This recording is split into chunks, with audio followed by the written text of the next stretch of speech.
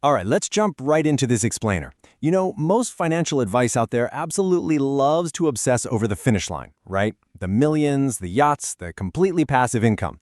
But they almost always gloss over the most crucial foundational step.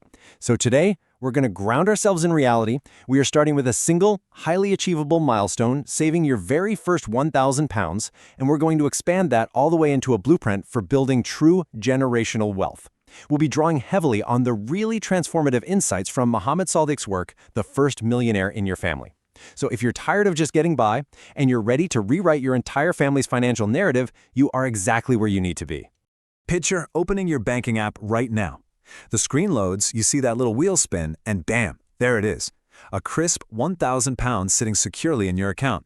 Now, this isn't from a lucky lottery win, and it's definitely not inherited wealth. It is the direct result of your own unrelenting discipline.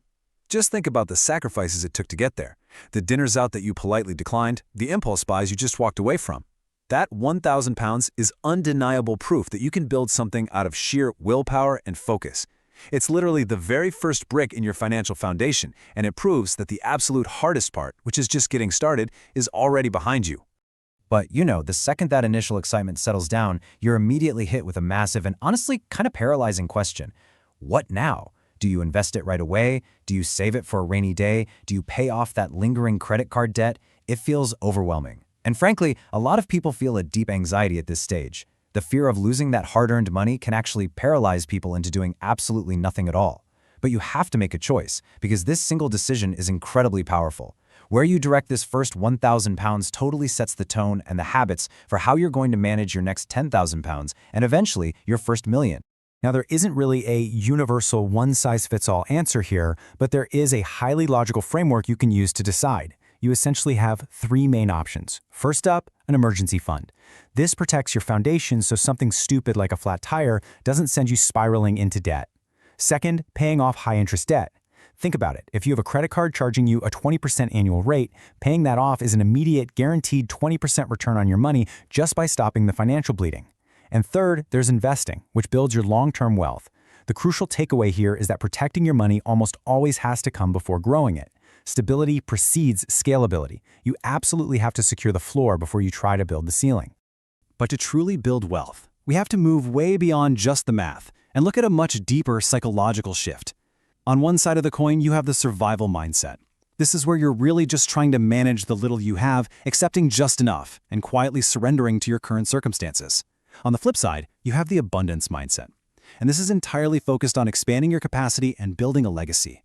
The biggest difference between people who build generational wealth and those who remain stuck isn't just their income level. It's this fundamental shift in thinking, because you simply cannot build an empire if your brain is constantly telling you to just survive the afternoon. Mohammed Sodiq actually frames this perfectly. He says, poverty is not just the absence of money, it is the absence of purpose. In his book, Sodiq recalls this pivotal moment where he saw a man in Oyo town, just sitting outside a small house.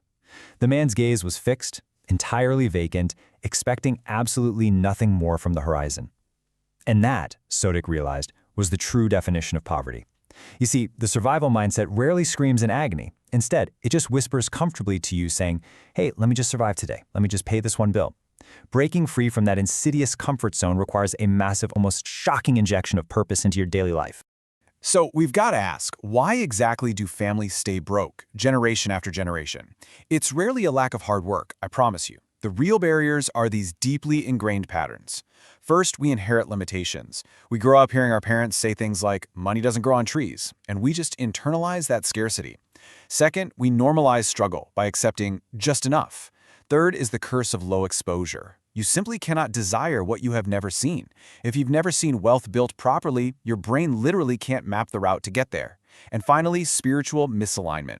This is where people hide behind faith as a convenient excuse for passivity, completely forgetting that faith without disciplined action is dead.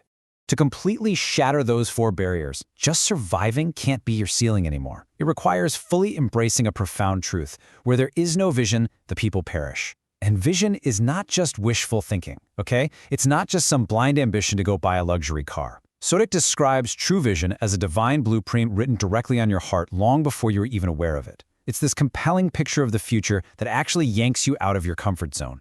Because without it, you just drift aimlessly from paycheck to paycheck. But with it, every single pound you earn and save gains an intentional, laser-focused direction. So what does the divine vision actually do for you in practice? Well, it rests on 4 pillars. First, it makes you magnetic. People naturally want to follow, support, and invest in someone who is driven by a clear purpose. Second, it serves a purpose way bigger than yourself. True legacy builders are always thinking about the generations coming after them. Third, it provides serious endurance. When your motivation completely evaporates on a random Tuesday, your vision is what holds you steady. And fourth, it cures daily confusion.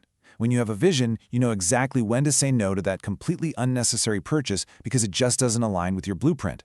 You transition from being a person of interruption to a person of intention. And we actually apply this vision through a really systematic 5-step approach. You move from earning deliberately to building that protective emergency savings buffer, to aggressively reducing expensive, toxic debt, and only then investing for legacy. But the linchpin of this entire process, the glue that holds it all together, is that 5th step: continue self-education. Society loves to tell us to go to school, get a degree, and then stop learning. But formal education will only make you a living. Self-education, the books you read at night, the courses you take, the mentors you actively seek out, that is what will make you a fortune. Your income will rarely, if ever, exceed your level of personal development. Now, if you want to seriously accelerate that journey from 1,000 to 1 million, you have to master one concept above everything else: leverage. In our highly connected economy, wealth flows entirely through systems. Leverage is the absolute ultimate tool for multiplying your solo efforts. Think about investing in a simple S&P 500 index fund for a second. You are essentially leveraging the time, the intellect, and the sheer drive of the top 500 CEOs in America to grow your money while you sleep. You cannot become the first millionaire in your family entirely on the sweat of your own brow. You have to learn how to build, buy, and utilize systems that keep working even when you don't. But here's the thing. Your external behavior is always going to stubbornly follow your internal identity. And that is exactly why Sodiq emphasizes the immense power of daily financial declarations. Try speaking this over your life: I am a magnet for wealth, and abundance flows to me effortlessly. Now, I know what you're thinking, but this isn't just woo-woo positive thinking. It is a deliberate, scientifically backed rewiring of your mental operating system. By repeating this, you engage your brain's reticular activating system. You are literally programming your mind to scan your environment and spot financial opportunities rather than just focusing on the obstacles. You're forcing your inner identity into strict alignment with the monumental wealth you intend to build. This whole philosophy is driven by an incredible resource, Mohammed Sodiq's book, The First Millionaire in Your Family. What makes this so uniquely powerful isn't just the information itself, but the timeline. It's pitched as a 180-day wealth accelerator blueprint. Why exactly 180 days? Because building wealth requires a sprint to escape the heavy gravitational pull of your old habits. It forces urgency, it bridges the massive gap between the formal education that taught you how to clock in for a paycheck and the crucial self-education required to actually own, multiply, and seamlessly transfer wealth across multiple generations. It's a highly structured path that gets you completely out of survival mode. But here's the reality check. Bridging that gap is incredibly hard. In fact, it's almost impossible if you insist on doing it completely alone. That is exactly where an ecosystem like the Wealth Achievers Academy comes in. We all know someone who's read a dozen finance books, but their bank account hasn't changed by a single pound, right? Accountability is the missing ingredient. Joining a community of high achievers provides the mentorship and the network leverage you actually need. Surrounding yourself with people on the exact same path ensures that the fleeting inspiration you feel today is actually translated into relentless, consistent, actionable results over the next 6 months. Because ultimately, you become who you surround yourself with. All right, we have covered a lot of profound ground in this explainer today, going all the way from deciding how to manage a single 1,000 pounds to completely reshaping the financial destiny of your entire bloodline. So, I want to leave you with this final, slightly provocative thought. Is your wealth just meant for you to live comfortably, or is it a divine blueprint meant to elevate your entire lineage? Will you quietly accept the survival patterns you inherited, or will you choose today to step up, do the work, and become the ancestor your family has been waiting for? The choice is entirely yours. Keep learning, keep building, and I will catch you in the next explainer.